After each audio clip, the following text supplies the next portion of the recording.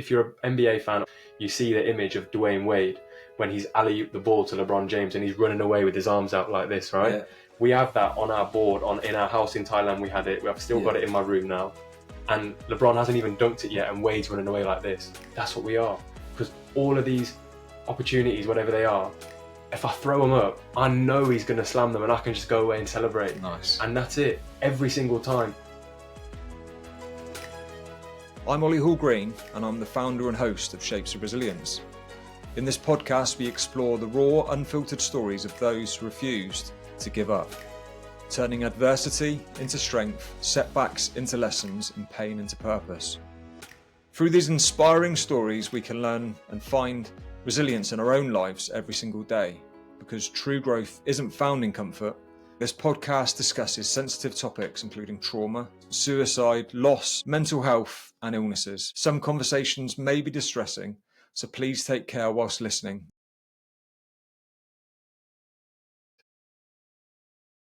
I'm going to start reading you the story and I'm going to let you interlude when you clock on to where I'm going with it. Okay. During this mission, we have met thousands of animals, each shaping my character, deepening my compassion, and strengthening my commitment to this life. But if there is ever one who embodies every lesson I've learned, it's this boy right here. Yeah, my boy. Even his face tells the story. Mate, that post was like, wow, I've got more. Please. The leader of his pack, a protector, a survivor. When we first met, I was a stranger in his world. He barked, he stood his ground, not out of aggression, but instinct. Street dogs do not live in fear, they live by survival. Fear only grows when it is met with fear. I did not run, I did not challenge. I let time do what time does best, build trust. With each day, the walls fell.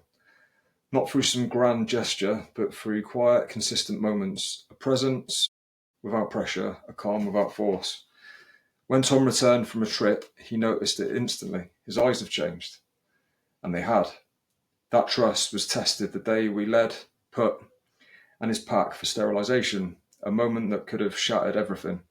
But he did not run. He did not fight. He followed. Because trust is not built through force, but through the patience and quiet respect. Put and his pack left their mark on me, not just in paw prints. Paw prints in the dirt, but on my heart forever. That's the one. That's beautiful, man. Yeah, and I can't tell you how much that does mean to me. And when you talk about your Instagram being a journal, we have that all the time when we look through, times get tough, we'll look through our page and see how far we've come. But for him... That one touched me, man, when I read that. And then there was, on top of that, there was 6 pictures with 6 lessons that street dogs taught you. Because they have. It's lessons that are translated into everyday life. And I said this to one of my best friends, Jim Fallon, who we're making a beautiful, powerful little video on. He's 72 and he's one of the fittest, healthiest people I've ever met, but he hasn't always been. That's the story. But anyway, don't want to spoil it. Go watch. Not now because it's not done. But I was speaking to Jim this morning and he asked me something about the mission and something I was talking about. And we love to champion animals, humans, but cultures. And the lessons I've learned through animals, everything you'll read in that post is all about energy and body language and actions, not words, and how your eyes are, because animals will tell a lot by a person by their eyes. The same goes for humans, and we've connected with people from cultures all over the globe who have no idea how to speak English. We have no idea how to speak their language, but we've got an unbelievably beautiful relationship with them. Why? Because it's not shown through action, it's not shown through words, but through actions. They understand it, they feel it, it's an energy. And he is the embodiment of all of that, because on the surface, you'll see in the picture, that is a scary dog. Scary dog. Like the average person that isn't confident around dogs, like they're not going to be happy, are they? Even us then, like the first time we lived away in the jungle, we had to go past Put, his area, his house. We were forced, because there's not really roads to the jungle, to go right by his house. Obviously, something for that for him. Yeah, and for him, he's going to obviously bark. He's going to be protected. We had to drive right by his house. He's got a big pack he's looking after. But like we're used to a lot of dogs. We both go and just sit with street dogs and be around dogs our whole life, like we've spoken about. He would bark, and that was one different vibe. That was like we were on sand, and we would say like we did not want to fall off, slip on the sand, going past there because he's a big boy. But the way it changed was exactly how I wrote in there. Slowly, he got used to the sounds. I'd just sit there on my bike, take my helmet off, not say anything, not do anything, just sit there.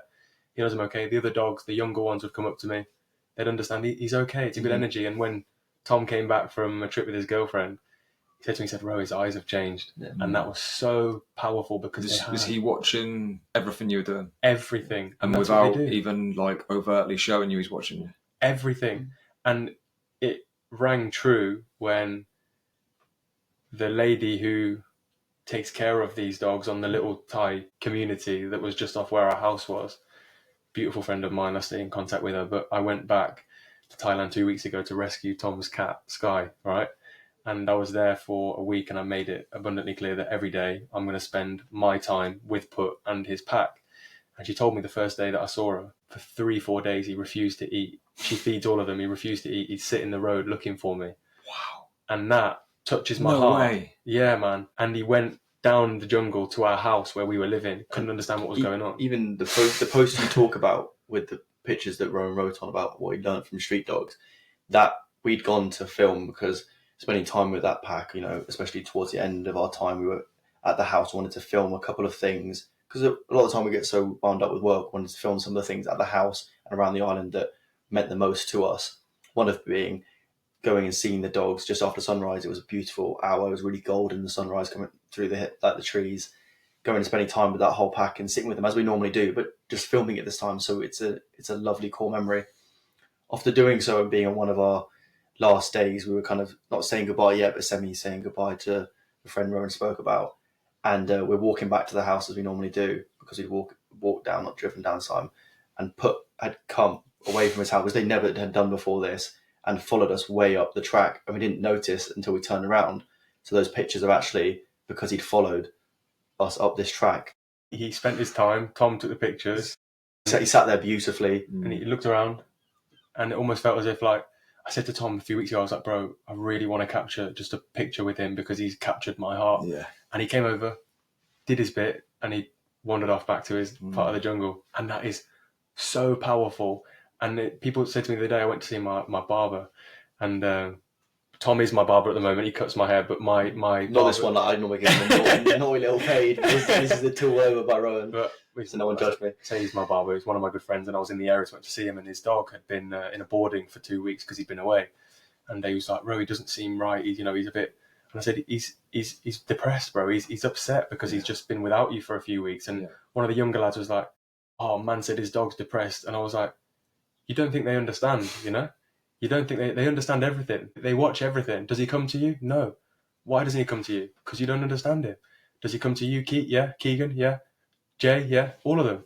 Why? Because they understand. He knows. They talk to him. You don't. That's why he doesn't come to you. They feel it. It's energy. He can't talk your language. So it's a prime example of those lessons, and it had to be the biggest, the scariest, the most angry dog there is to teach me that lesson, but it did. And for me to share that and it to have an impact on someone who has no idea who that dog is why we make these posts, because all those lessons that I've learned, I can share, and you don't necessarily need to have that same experience, but you've just learned all those lessons just from that. And that's beautiful. And learning the lesson and taking it into your life is the most important, because with animals and humans alike, but even with your cute dog that we met earlier, who was obviously barking a bit and going like vicious, was like, who are these guys? You would have seen even the way, in a very minute way, to imagine her meeting Put. Yeah.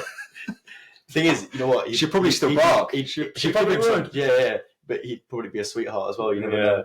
But like the way we approach that, same sort of mannerisms, stay calm. We're way bigger. Bless her, she's a small dog. Go down to her level. Instantly. Let her do her business. Sniff like. I could see like that's an instant. Same lesson, whether it's a dog like Put or it's a cute little. The weird thing is when you say about me taking some kind of lesson from that post with Put, I don't know what that actually is, but I know that it has left some kind of impact on me that certainly makes me feel more empathy towards animals, to you guys, to everything really, because it gives me that feeling of hope that there are people in the world that do good stuff for animals that aren't able to help themselves. Yeah, and there really is, bro. Like, we are just two young lads who are trying to do something, but there are some spectacular humans doing some amazing things, and I'm so grateful for what they are doing, because they're giving us somewhat of a blueprint. Yes, it's very different what we're doing, but they are quite literally changing the lives of animals. And there's so many people like that. So for us to be a voice for them as well as the animals is priceless. And I'm so glad that we're connected with these people, because sharing those lessons are the most important. And it's funny you say this. I spoke about running on the Malverns yesterday. There was a beautiful golden Labrador that started barking at me through the woods because I was running. And I heard one call and the dog's gone around the corner. And I said in the distance, I said, "That's an unbelievably trained dog. Well done." And she goes, "Oh, it's because you're running. That's why." I go around the corner and she's got like 8 or 9 dogs with her. And she said, I stood there and I said, "Can I say hello?" She said, "Yeah." I said, "Don't worry. I work with street dogs in Asia." And she said, "Oh, this dog behind her was from California, street dog, huge dog, and extremely cautious." And she said, "You can try and say hello, but he won't do anything because he's with me." And it took maybe 10-15 seconds before this dog was very comfortable with me. And I had a beautiful conversation with this lady about what we're doing, what she does. She works with different street dogs, and her son's taken a career shift like I did, and very interesting. And she said to me, she said, "You know why I stayed here?" She said, "He told me you're a good person." And Beautiful. I'm not saying I'm a good person, but the animals know. And that's the best compliment anybody can ever give me. And I was so grateful to have stood there and spoken with her. And I'm so grateful that we're connected now. And, who knows what may come from it. It could be just someone that we help share her story and what she's done with animals. And that's priceless. But those animals teach us so much. Use the animals to make your life easier to work out if that person right there is a good person. It's true. We all say my dog can sniff the bullshit, and it can. People know that your dog, if they're uncomfortable around someone, all of us say it. Minnie said it at her animal hospital in India.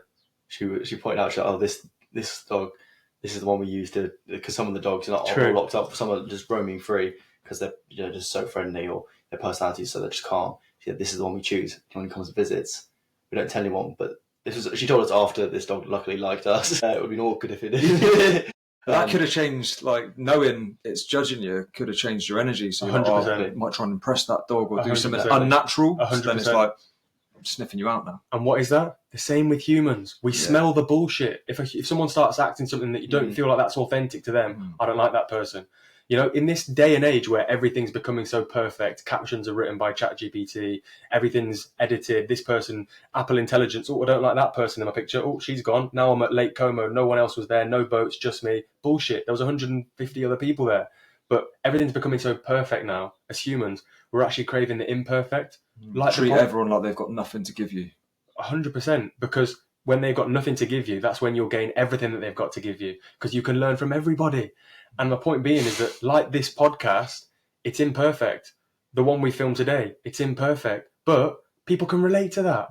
I'm not going to articulate myself perfectly all the time. We're going to cut each other up. I'll ask a question and we'll lose the flow. But this is real conversation.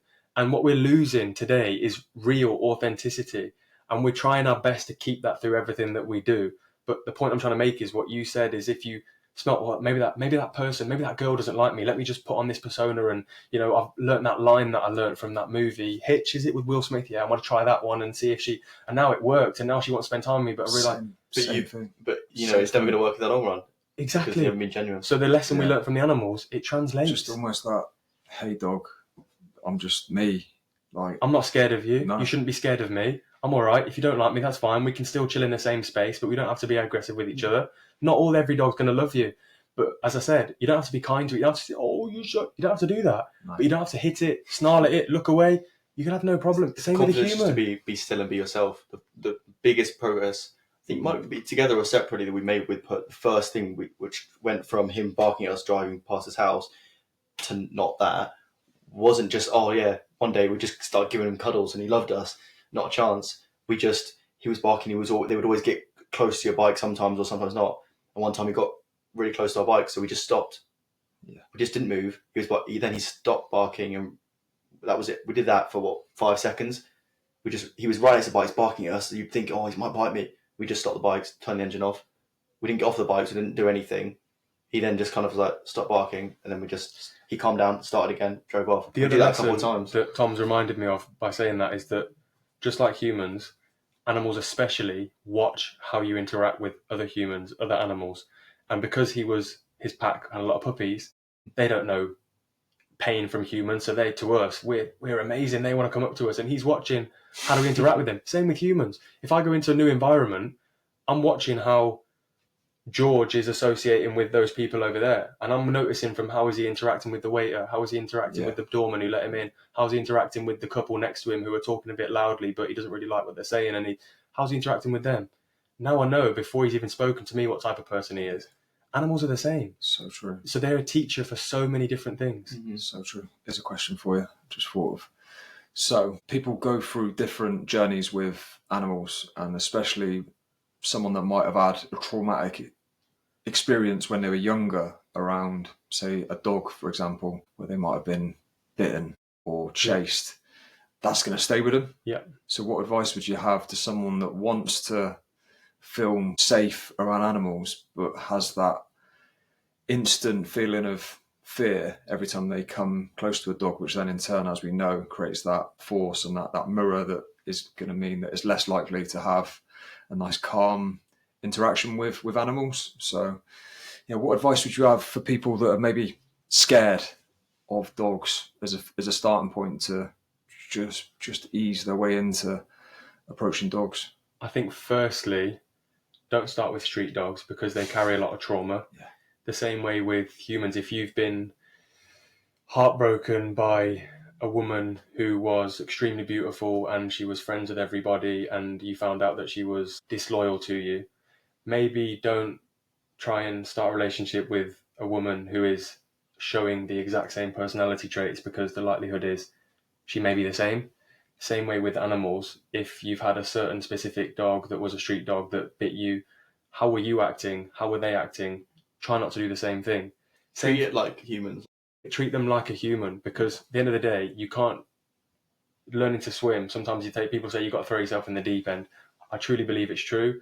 And I heard it on Chris Williamson. It's if you fake bravery when you're feeling scared, that is bravery, right? 100%. So if I'm scared in this moment of these dogs, okay, you know what? I know how to look confident, shoulders down, relax, smile, maybe don't make eye contact with them, fake that confidence. And the dog thinks, oh, he's not a threat. He's not scared of me. He's not showing any sign. He's all right. Yeah. And there are little things you can do, but I think you can, if you, like I said, you've been attacked or bitten or pressurized by a street dog that, we've both had as well at certain times. There's certain things you can do. Maybe go and, visit some puppies that aren't stray dogs to get yourself back in that. Remind you of the love. Your friend's dog that is lovely and they've said loves people, just to remind you. It's very, very similar to humans. 100%. I mean, at some point you are going to have to jump in the deep end probably if you want. That's what you want to achieve. But it's like Rohan said, it's like relationships. You might have a really bad breakup. At some point you're going to have to start to go, you might go on another date, but maybe it's with, a friend of someone who's your friend that you've been set up on. So they're quite nice, or they're just a nice person, or it's much more relaxed. But eventually you'll probably have to jump back in the deep end and expose that part of yourself to another person again. It's the same with animals. It's so similar. So at some point you are going to have to do that, but the little baby steps you can do that can help. And don't let me ever come across as if I'm saying that all dogs are perfect. And some dogs are very aggressive. They've had an extreme amount of trauma. They're wired differently and they don't like humans, and that's okay. But there are a lot of dogs in this world that all they want is love and just presence and peace and calm. So start with your friend's dog, or start with your friend's friend who you're going to go on a date with, same way with a human, and just slowly reintroduce yourself to that energy. A lot of people are scared of dogs because they don't understand them. They feel they can't read them. Yeah. So if you spend time with dogs who are abundantly safe and calm, and that because you spent time with them in your friend's house, you start to understand dogs' mannerisms, how the tail works, how the hair on the back works, their ears, their eyes. And if you can read something better, generally we feel more comfortable. Like as humans, we're scared of uncertainty. We don't like when we don't like what someone's thinking, or are they attracted to me? Are they laughing at me because something wrong with my hair? Same thing. Be confident, and if you're not confident, fake it. It's Tom Aspinall, heavyweight champion of the world, right?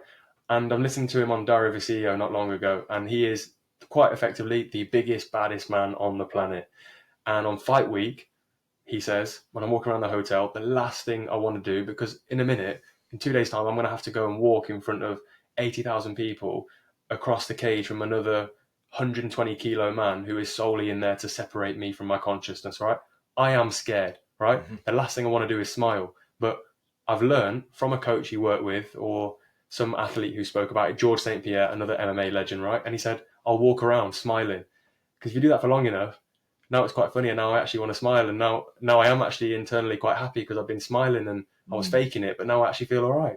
And it's the same thing. So true. I've got to give props here to Harry, who came on my podcast, because again, it is the same story, just different circumstances, where he wakes up every day in pain because of his back condition he's got. Wakes up early, can't get back to sleep, tired, groggy, goes to work. He's on a building site at the moment. He's working with a load of lads, and he knows that when he gets there, he's going to be in pain still and tired. But he arrives and he's, hi guys, how are you all? Really flamboyant and just overly kind of interactive with people. And then his interaction, his communication rubs off back from them to him.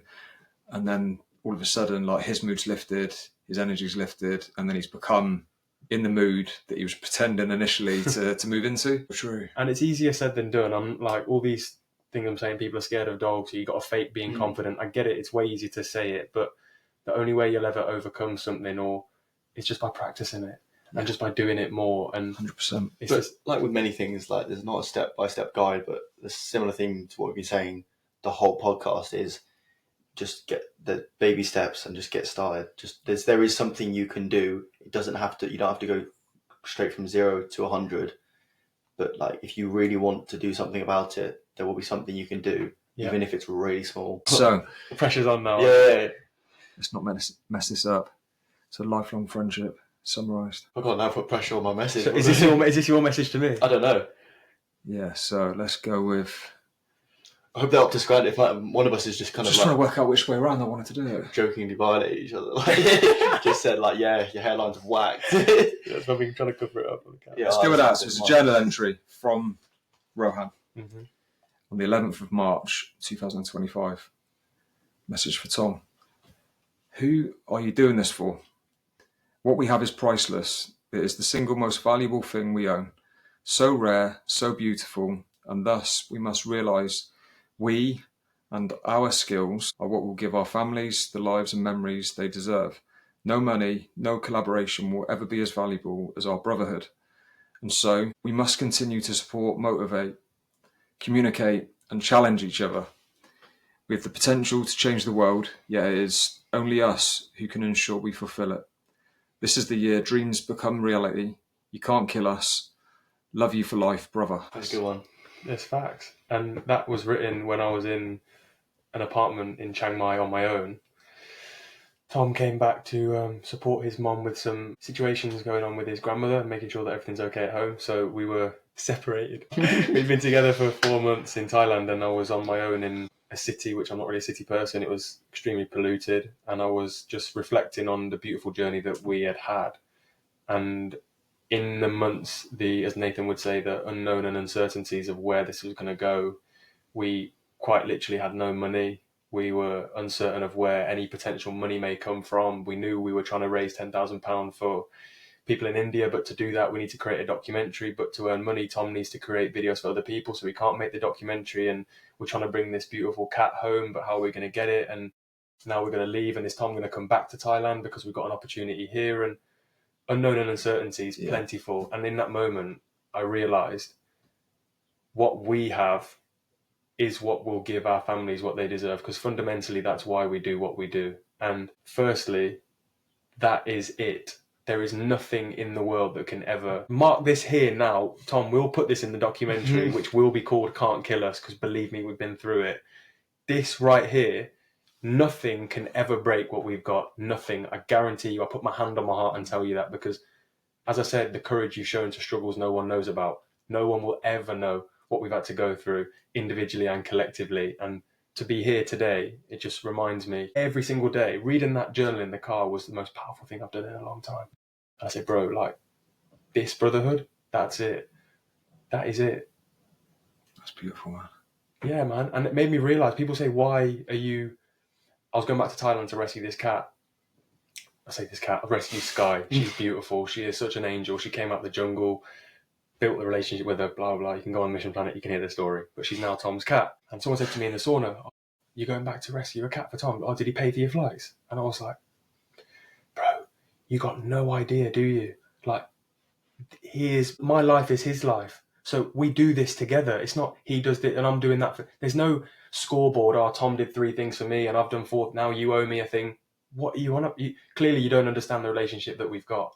And the reason why is because we have suffered the lowest of lows together. So when we experience the highs, they're so much more valuable, because all these relationships that are built off popping champagne on a yacht in Dubai and going out to Nobu or going here, those relationships that are built on those times, when something catastrophic happens, or even something really small like someone leaves the washing out, then the relationship's going to break down. And it also takes popping champagne in Dubai to have your best moment together. Like, if you ask those types of people, not people, it sounds like I'm like trying to say a certain type of people, but people who enjoy that, what's your favourite memory with so-and-so? They'll say something like that. You asked us our favourite memories of stuff looking back. Like, one of them, you did a post the other day or yesterday about mental health. I think the last clip of the video is probably one of our favourite memories, where luckily we put the phone down to film something, but then we've gotten some news or we'd seen something on Instagram like 10 minutes after putting the phone down, which was one of the most career-changing points at that point.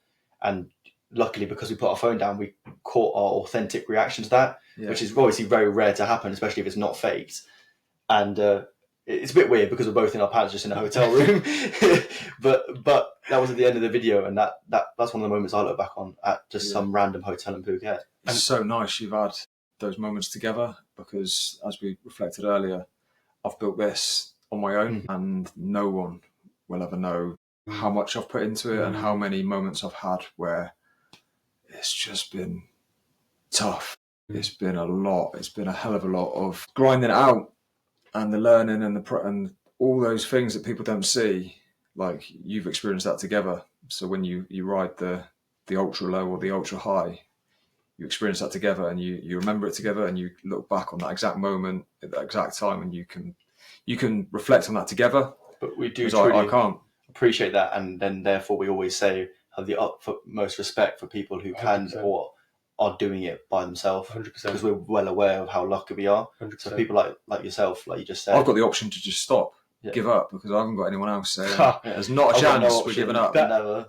You're never going to find that. Like, it'd be rare, and even if you did, neither of you are both going to follow through with giving up, are you? No, and that's one of the things, is even like so small. Like, our first office was my brother's bedroom when he was traveling with his girlfriend, and we used to meet up to do this monotonous, huge admin list. I'm trying to get too fancy now. And we'd be there working, and Tom would be editing the video, and I'd be doing this, and like the thought of like hearing like the sound of Instagram reels come up, and then you're like, when you have your volume on and because when you're on your own, you can scroll that all day, no problem. But that's a small example, but that's carried through in our whole lives. And I said the two things I'm most scared of is the words I give up. That gives me so much anxiety. Like, I cannot physically say those words. So when it gets really hard, I think, but you're not going to give up. So crack on with it. Secondly is the brotherhood that we've got. And the point I want to make to most people is your relationship, whether it's business, friendship, romantic, base it off your morals, right? Do your morals align? So not how do they dress, how do they look. Sense of humour doesn't count, because that is a very big one, but not those materialistic things that may change their looks. Don't get me wrong, I understand they're important, but fundamentally, for your partner, lifelong partner in business, romance, whatever, morals, family, health, purpose, mission, friendship, bad humour. Do those things align? Because at the end of the day, Tom, or if I rang Tom, or if he rang me and said, bro, like, my parents are suffering X, Y, and Z, I need to stop everything and take care of them for 3 months. I'm saying, bro, it's done. Not even a question, because the morals align. And I know that for him, and he knows that for me. So, in a romantic relationship, I said to so many people, if you were living in Australia and your parents got sick and you had to move back, would your wife drop everything and move back with you? Or because she's built her life here and her friends and her gym, your morals aren't aligned. No. So fundamentally, when you're thinking about relationships, check on the morals first. Mm-hmm. I think that's why with what I'm doing, I get myself 6 weeks ahead, so that I know that if I have a moment where because I haven't got the other person to come in and say, no, I've got you, I'll look after this for 6 weeks. It's almost like I create that person as well. Mm-hmm. So that I've got the person 6 weeks ahead of me saying, no, don't worry, mate, I've got this. You Well chill, done, bro. you chill for 4 weeks. Always 6 weeks ahead. Seriously, I used to say as a joke sometimes to my uni friends and just everyone that present Tom and future Tom, then they don't get on. They hate each other because they do not think about each other. And the moment I did start to think about future Tom, my life increased. I'm always tenfold. 6 weeks ahead. Well done, bro. I'm always It's not saying, easy. because I know how easy it is for me to slip and go, I don't want to do this anymore. But I know that I'll move on from that in 3 weeks.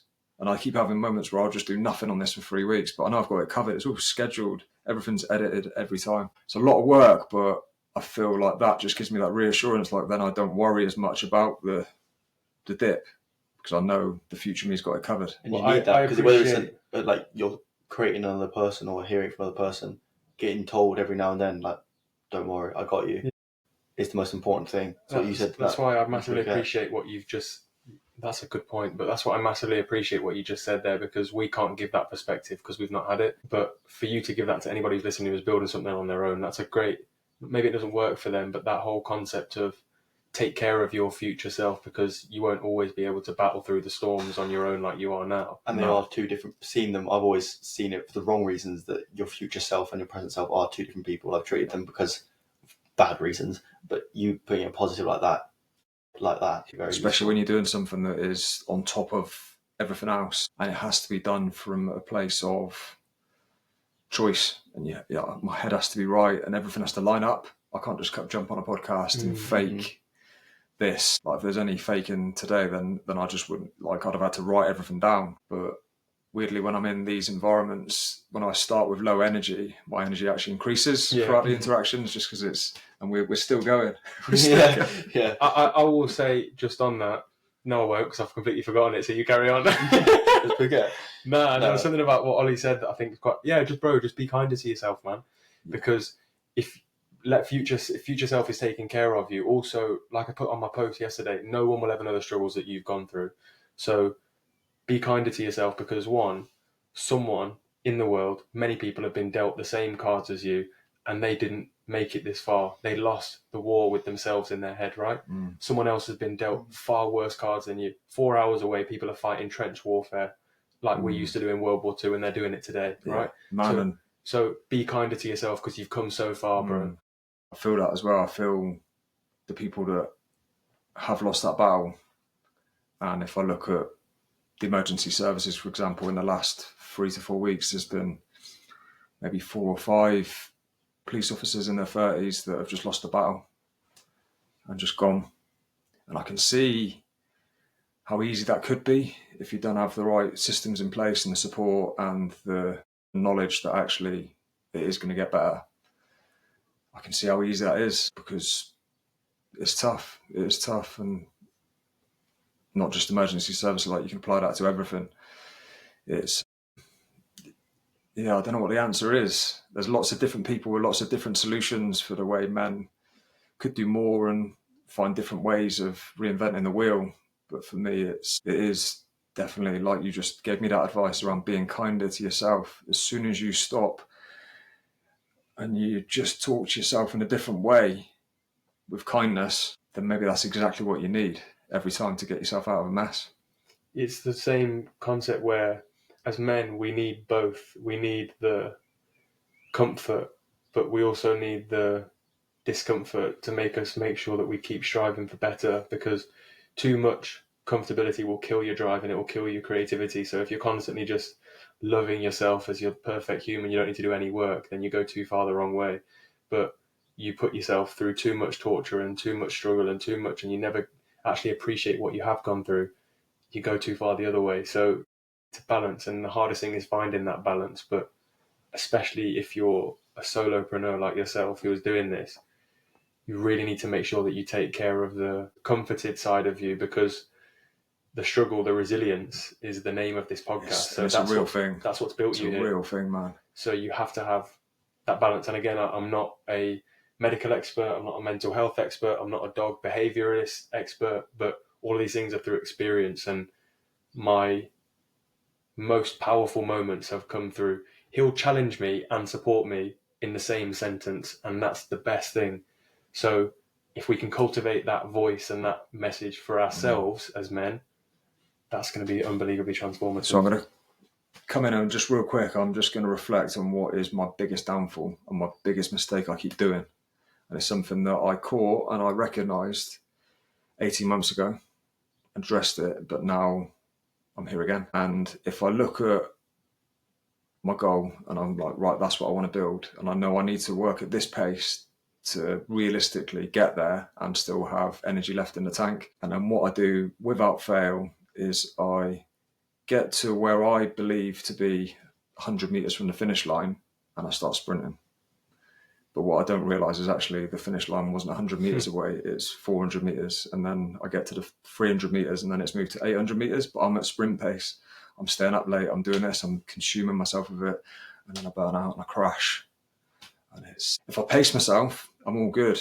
But it's when I go into what I believe to be the final bit, which there never is. No matter where we find ourselves in the journey, you never. There's no finish line. So stop treating it like I'm now coming towards the end. So pick the pace up and stop working at that pace. Like stay at that pace and just accept that things are getting a bit better, or this opportunity might be there.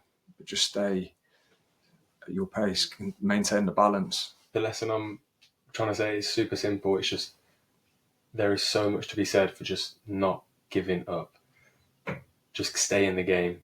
The last one in the game is the one who wins. Because I still keep going. That's the thing. I'm just running on like a bit of fatigue. If you slow back down, and I have to but rather than coming back to where I was, I have to go all the way back here. Dropped a bar there, man. So if you slow back down and start sprinting, you're still going forward and you're still going to finish eventually. Yeah. It's just humility and just going, okay, yeah, start sprinting. I did it on Edinburgh Marathon in real life. We ran the whole thing together. We're killing each other. I'm trying to punch my calf to stop it cramping. And we both increased the pace thanks to some God-sent caffeine gels. And we both started increasing the pace as you do, adrenaline and the marathon. I sprinted too early. What I thought was the finish was actually just a corner. There was 400 metres more. Wow. I had to say, Ro, like, I've messed this up. Man, you're on your journey. You've nailed the timing of this. You go. Let me just slow back down for 20 seconds. Took some humility because now I'm near the finish of the marathon and everyone's looking at me. And then I got my sprint finish. Yeah, and you just brought that to life. Exactly. I still finished. My mom says in her training she does that we have to stop to go. You know, F1's on now, right? And that movie came out. What do they have to do? Pit stop, change the wheels, go again. That's it. And that's when it clocked for me when I went to see my friend who's a mindset coach, and he gave me that exact analogy that you're in the fast lane going at 100 miles an hour and everything's broke, but you haven't realised it's broke. You need to pull over to the hard shoulder, at which point everything's just going to go whoosh. There's no way around that. He said, literally, there is no way around that. You need to, he doesn't like using the word need. You should choose to pull over and address the balance and fix the car before it goes back out again. But when it does go back out again, be kinder to it. There's metaphors for yourself in the world around you every single day. I genuinely would say that's the reason we love animals and dogs even more so, because of those metaphors that in the real life, you know, F1, driving a car, needing a break, sprint finish. Animals is where I find them the most, specifically dogs. Beautiful. Well, I'm now going to read the message. He's like, your hairline is dreadful. You're a good lad, mate. Cheers for all the help. Yeah. Nice one. See you in a couple of weeks. Message, Rohan. Cheers, bro. The end. Yeah, that's it. Second though, oh my god. Cheers, man. No. Ro, I've watched you give your whole heart to people and animals who have needed it the most, even when no one is watching. Through everything you do, you always carry that weight, and you've taught me personally, and likely many others, how to strive and work towards something that is bigger than just ourselves. I'm proud to be able to build what we're going to build with you. Beautiful, man. Thank you so much, bro. Man, I'm just getting this deep-rooted respect for each other, and it's almost like you just see each other as like, you're the reason why I'm doing what I'm doing. 100%. I would and that's not like, be... That's both ways. 100%. I would not be the man, the son, the brother, the person I am without him. No way. And I said it before in a message that I found. You know what? I'm going to read this because I screenshot it literally and my phone's died. That is classic Rohan, Yeah. by the way. If anyone knows him, that is the most Rohan thing ever. It was me, like 2 weeks after we were just about to leave to Thailand, and we'd raised £6,000 for the dog sanctuary in Thailand, which I just spoke about, which is, say, just 2 hours ago. So important to me. And I messaged him like, it just says something along the lines of, bro, I can't believe what we've done. Thank you for helping me turn this dream into reality. And that was before we even had the name, the company. We hadn't even no Instagram. We just literally had a bucket of money and we were going to Thailand to give it to the dog sanctuary. And I was just there in that moment thinking, I can't believe what we've created. Thank you for helping this. We have this analogy, right? If you're an NBA fan, or even if you're not, if you just love sports, you see the image of Dwayne Wade when he's alley-ooped the ball to LeBron James and he's running away with his arms out like this, right? Yeah. We have that on our board, in our house in Thailand. We had it. I've still got it in my room now. And LeBron hasn't even dunked it yet, and Wade's running away like this. That's what we are. Because all of these opportunities, whatever they are, if I throw them up, I know he's going to slam them and I can just go away and celebrate. Nice. And that's it. Every single time. It never fails. We just keep saying to each other, like, one, you can't kill us. And two, we just got to keep cooking. We've got the ingredients, just keep cooking. That's it. I love it. Boys, wow, that has been just the best conversation. Just loved it. We started off with one question on the page and then we just spoke for an hour and 49 minutes. Yeah, and I also want to say thank you for allowing us to speak about our mission, because on our podcast, which is not given enough attention because we're trying to do other things, but we're always interviewing other people and sometimes it's hard to speak about what you're doing. So I appreciate the time and the space that you've held for us. And to anybody who's listened this far, thank you for listening to us. I'm sure this isn't the only time we'll speak to Ollie, and you'll see far more stuff with us. Sorry if we've been a bit scattergun, but I hope you can see that this is just a conversation between three friends and this will grow into something beautiful. So, bro, thank you so much. That's all good. Let's go eat some cold fajitas and then go jump in the sea. Yeah, man. Absolutely. Respect. Let's do it. Beautiful.